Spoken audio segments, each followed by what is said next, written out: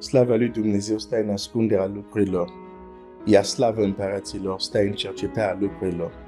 Proverbele 25, versetul 2. Dumnezeu să te binecuvânteze. Având în vedere anumite mesaje în privat care am primit, voi încerca azi, dar o să fie un pic greu, dar poate și mâine, să vorbesc de anumite situații sensibile unde putem să ne aflăm, pentru că o fisă are, nu, ambele, are două părți. Și am vorbit de o parte a fisei, ca să zic așa, am început să vorbesc când vorbesc despre a învăța nu doar să primim un proroc, dar să-l primim în calitate de proroc, sau nu doar să primim un ucenic, să-l primim în calitate de ucenici. Suntem în cartea Estere, dar o să vorbim puțin despre asta, pentru că am primit răspunsuri la câțiva dintre voi sau întrebări. De exemplu, pentru unii dintre voi și ați fost deschis, ți este greu să te uiți și să cinstești, de exemplu, pe cineva că nu vezi anumite fapte sau nu vezi o anumită trăire. E greu, dar ce vreau să vorbesc azi dimineața tocmai este cealaltă față a cinstea care se cuvine la celor care au anumite poziții. Fie că vorbim de biserică, fie că vorbim în afara bisericii. Pentru că în anumite zone am văzut că există acest trend și de obicei în Occident sau în Europa. Am văzut acest trend, acest curent de a uniformiza totul, de a banaliza totul. Suntem tot la fel. Nu există unii care li se cuvine o cinste mai mare, adică facem exact ce contrarul Bibliei, dar suntem toți la fel, nu există respect. Am văzut asta. Există și extrema cealaltă. Și extrema cealaltă este atunci când cei care li se cuvine o cinste mai mare folosesc poziția lor pentru a manipula și pentru a abuza de cei care îi acordă cinste sau încredere. Și atunci nu pot să vorbesc de una fără să vorbesc de cealaltă.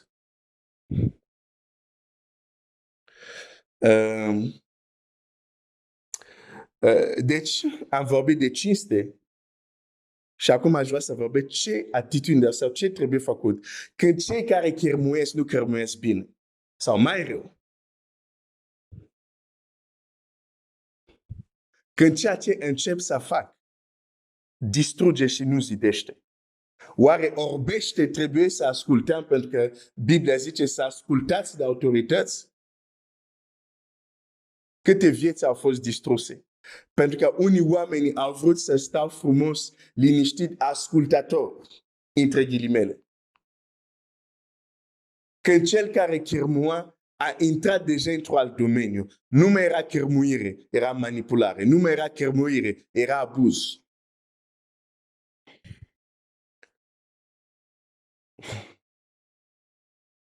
Deci nu pot să vorbesc de una. O să mă întorc să vorbesc despre cinste.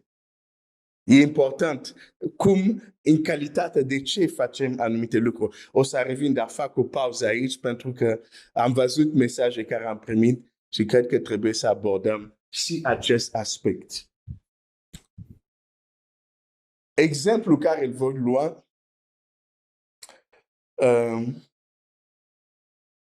este Saul și David. Saul și David. De ce acest exemplu? Pentru că este un exemplu tipic, care pot să spun așa, de situații în care se pot afla oamenii în casa lui Dumnezeu. Unu este asta. De ce Saul și David? Pentru că amândouă, Saul și David, sunt uns de același proroc, ca și rege. Saul, Biblia zice despre el, Samuel zice, Duhul Domnului va veni peste tine și vei deveni un alt om. Amândouă sunt creștini, între ghilimele. Înțelegi ce vreau să zic? Amândouă sunt născut din nou. Știu că atunci oamenii nu erau născut din nou, dar încerc să vorbesc, bine, nu erau născut din nou. Putem discuta când Biblia îi spune, când Saul îi se spune, vei fi făcut într-un alt om, e o formă de naștere din nou, chiar dacă nu este nașterea din nou testamental după moartea și învierea Domnului Iisus. În fine, dar înțelegi, asta e un exemplu bun pentru că amândoi sunt în același biserică, amândoi sunt creștini, amândoi sunt chemați de Dumnezeu, da? De asta este un caz foarte important de studiat. Saul și David. Când cel care cârmuiește începe să o ia în alte direcții. Oare din faptul că zice ascultați, înseamnă că ascultăm și orbește? Asta e o întrebare importantă. Și David și Saul ne învață multe lucruri. Astăzi clar vei avea bonus, ai înțeles asta? Nu o să pot în 15 minute să împărtășesc ce am de împărtășit. Ca să înțelegem povestea lor, voi citi câteva texte și dacă o să ne lungim, voi continua mâine, pentru că se poate întâmpla și cum această tendință nu prea o întâlnesc, să zic, aici. Să zic, nu că nu există, dar nu prea o întâlnesc aici, să zic, în România. Dar am fost în alte zone unde am întâlnit-o foarte mult. Dar e bine să știi adevărul, nu-ți doresc să fii în poziția respectivă, dar dacă se întâmplă, e important să există anumite principii care să te ajute să știi cum să reacționezi.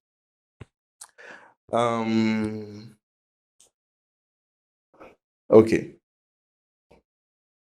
Da, sunt multe. Ok, astăzi o să încep cu asta și vedem. Pentru că mai este o altă...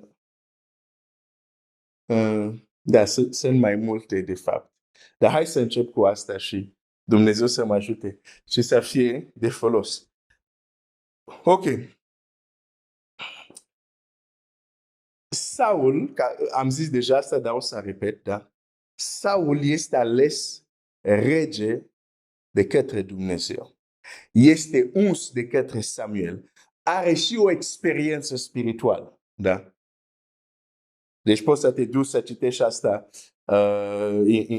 în cartea lui Samuel, probabil Samuel 10, 1 Samuel, dacă te duci la capitolul, nu o să citesc, zic doar capitolul, la capitolul 10 este uns rege, la capitolul 9 e povestea cum merge după magarițele tatălui, da?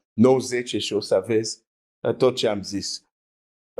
Ales de Dumnezeu, uns de Dumnezeu, cu o experiență spirituală, primește o inimă nouă, dar devine un alt om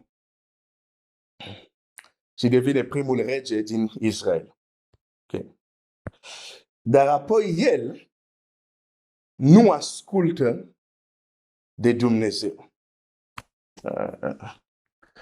Și aici o să spun ceva care nu ascultă de Dumnezeu în mod repetat. Și nici nu se caiește.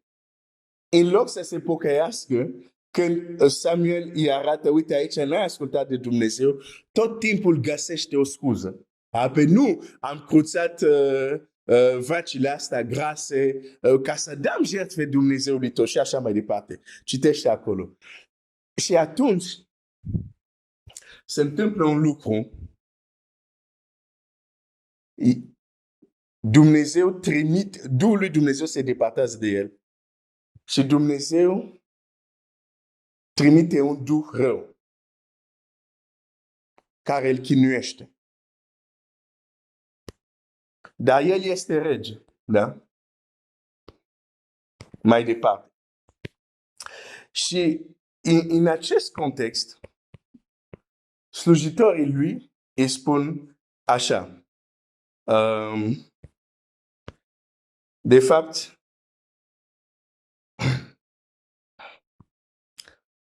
îi spun așa.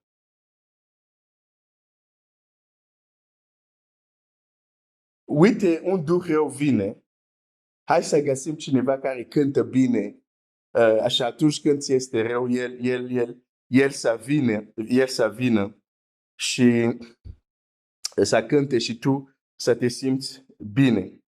Ok? Și atunci, și aici vreau să încep să citesc. Îi se spune, uite, e un băiat care se numește David, fiul lui Isai. Și uite ce se întâmplă.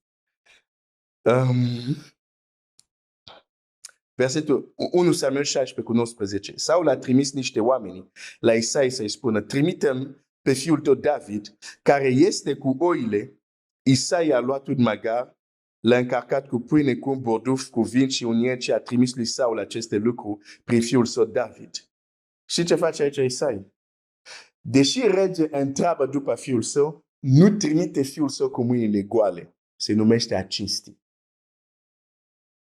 Deci nu zice, pe deja îți trimit fiul meu, sigur va face ceva pentru tine, e de ajuns. Nu. Trimite cu un dar. Pentru că era regele. E un mod de a cinsti, da? Despre asta vorbim. Ok. David a ajuns la Saul și s-a înfățișat înaintea lui. I-a plăcut mult lui Saul și a fost pus să-i poartă armele. Saul a trimis vorba lui să zică, te rog să lași pe David în slujba mea, căci a căpătat trecere înaintea mea.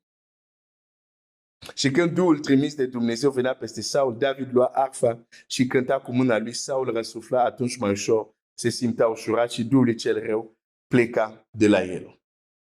Deci, așa este contextul în care David intră în mod legal sub autoritatea împăratului. Deja, faptul că el era cetățean în Israel era sub autoritatea împăratului. Dar David, îmi vine să zic, este de 2 ori sub autoritatea împăratului. De ce? 1, pentru că este cetățean. 2, pentru că în mod specific regele cere voie tatălui său să intre sub slujba lui. Și tatălui David, care este autoritate în viața lui David, era un tânăr, zice, ok, ți-l trimit. Deci David este de 2 ori sub autoritatea lui Saul. 1, pentru că era din Israel și împăratul era uns, deci deja era slujitorul lui, dar mai mult decât atât, împăratul în mod specific a cerut voie tatălui său. Și așa David intră sub slujba lui Saul. Și e supus lui Saul. Saul este autoritate peste el. Ok. Însă, dacă ne ducem în Samuel 15, versetul 10 și 11, Domnul a vorbit lui Samuel și a zis, îmi pare rău că am pus pe Saul împărat, că se bate de la mine și nu păzește cuvintele mele. Samuel s-a mâhnit și toată noaptea a strigat către Domnul. Și apoi o să citești chiar ce am zis, a cruțat oile și n-a ascultat de ce i-a zis Dumnezeu. Și aici, uite,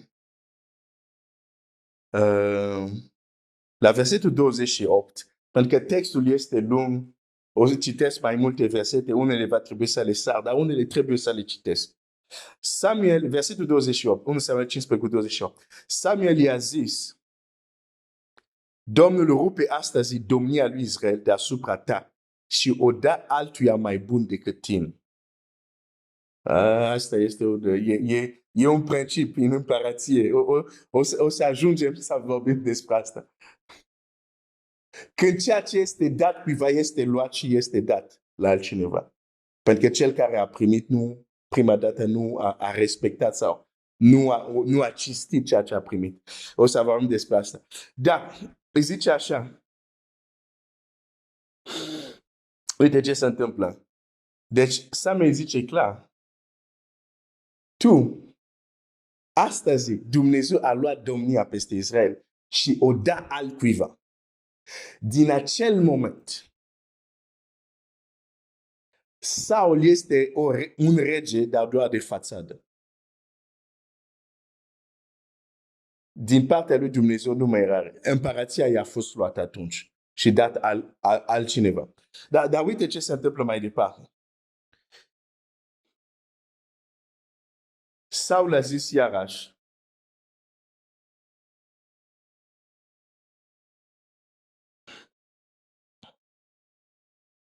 am păcătuit, acum te rog. Vers 30, Saul a zis iarăși, am păcătuit, acum te rog, cinstește-mă în fața bătrânilor poporului meu, în fața lui Israel. Întoarce-te cu mine ca să mă închin înaintea Domnului, Dumnezeului tău. Samuel s-a întors și a mers după Saul și Saul s-a închinat înaintea Domnului. Vezi ce se întâmplă aici? Saul zice, ok, am înțeles ce mi-a spus, dar un lucru te rog, hai să facem totuși o chestie de fațadă. Hai să facem ca și cum Dumnezeu nu mi-a luat domnia. Hai să facem cum facem de obicei. Cinstește-mă în fața poporului. De ce? Pentru că Saul știa că poporul respecta pe Samuel.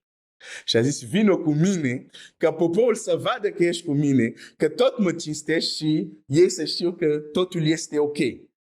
Dar deja aici era doar acum de fațadă.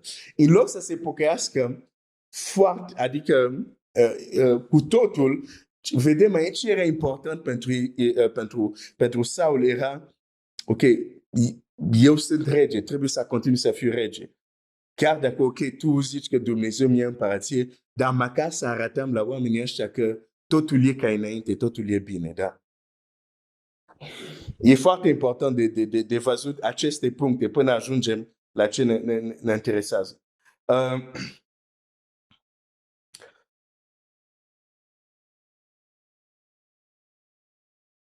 Verset 34. Samuel a plecat la Rama și Saul s-a suit acasă la Gibea lui Saul. Samuel nu s-a mai dus să vadă pe Saul până în ziua morții sale. Dar Samuel plângea pe Saul pentru că Domnul se caise că pusese Saul împărat pe Israel. E interesant că Saul nu s-a mai dus să-l vadă pe... Nu, Samuel nu s-a mai dus să-l vadă pe Saul. Dar nici Saul nu s-a mai dus să-l caute. Ok. Capitolul 16 acum. Domnul a zis lui Samuel, când vei înceta să plângi pe Saul, pentru că l-am lepădat ca să nu mai domnească peste Israel, umple-ți cornul cu un de lemn și du-te, te voi trimite la Isai Betlemitul, căci pe unul din fiii lui mi l-am ales ca împărat. Și apoi din nou e interesant să citești ce se întâmplă. Deci, Saul e împărat, dar doar de formă. Nu mai e cu adevărat împărat, dar doar de formă. Dar asta este între el și Dumnezeu lui. Când David este chemat să slujească pe Saul, David va continua a cinsti, a sluji pe Saul, chiar după ce Dumnezeu, de fapt, a luat deja împărația din mâinile lui. Apoi, mai departe, îl vedem pe Samuel, care îl unge pe David rege. Deci David știe că el acum este rege.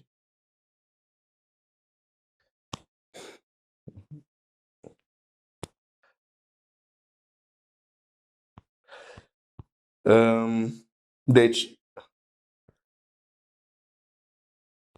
dacă citesc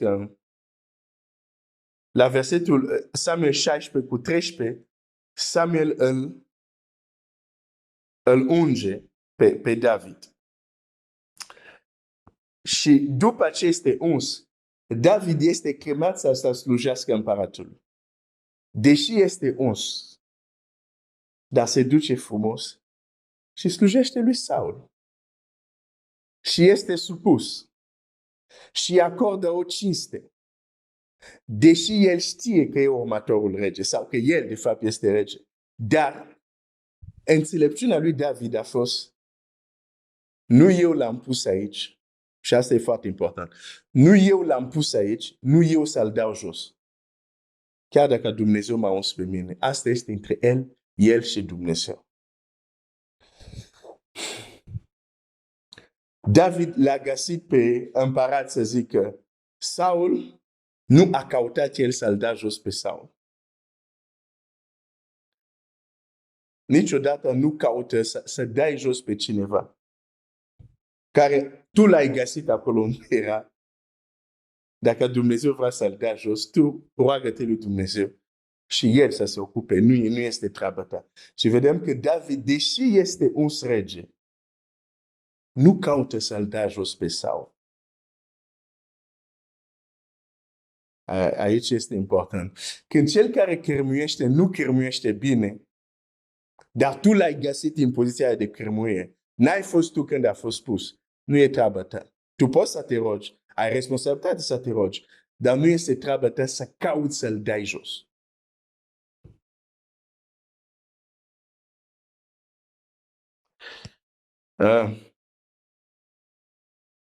Ce-am zis în multe. În fine, hai să ajung unde vreau să ajung.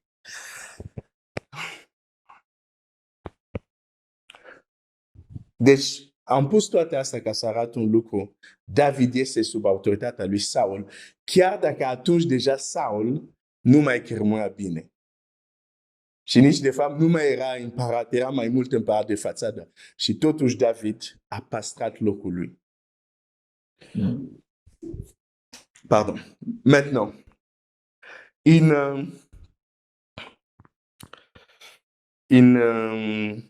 hai să mă duc în Samuel 18, versetul 10. A doua zi, Duhul cel rău trimis de Dumnezeu a apucat pe Saul, care s-a înfuriat în mijlocul casei. David cânta ca și celelalte zile și Saul era cu sulița în mână. Saul a ridicat sulița zicându-și în sine: voi pironi pe David pe perete. Dar David s-a ferit de el de 2 ori. A început să se manifeste ceva specific împotriva lui David. Aici Biblia zice: David s-a ferit de 2 ori. S-a ferit. Dar a continuat mai departe să slujească. Ok? Hai să citesc.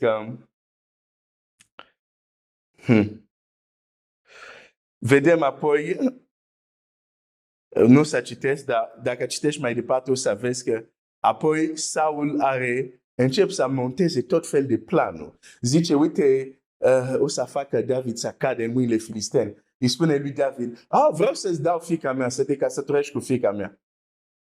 Și îi zâmbea. Dar de fapt avea un alt plan. Zice: uite, dar ceea ce cere regele este să te duci să tai nu știu câte bucăți de filisteni. Citește acolo, o să vezi. Și planul lui era David, dorind să se căsătorească cu Mica, să se ducă la filisteni, să-i taie cum trebuie să-i taie, și el zicea: când o să ajungă acolo, filistenii îl vor omorî. Dar foarte interesant, deși planul lui Saul de a-l trimite la filisteni era ca să fie distrus, totuși David se duce. Și pentru că Dumnezeu este cu el, nu moare de filisteni, reușește sarcina regelui. Deci vedem mai departe supunerea lui David și cinstea care dă mai departe, deja cuiva care a vrut deja să trimite, să-l omoare. Merg undeva cu asta. Imediat o să înțelegi De ce citesc toate astea? Uite, David s-a sculat, a plecat, verset 27 de la capitolul 18, zice așa, Domnul s-a sculat, a plecat cu oameni, lui a ucis 200 de oameni dintre filisteni, le-a dus prepuțurile și i-a dat împăratului numărul întreg ca să fie ginerele împăratului. Atunci Saul i-a dat de nevasta fiica sa Mical. Saul a văzut și a înțeles că Domnul era cu David și fiica sa Mical iubea pe David. Saul s-a temut din ce în ce mai mult de David și toată viața lui i-a fost vrașmaș.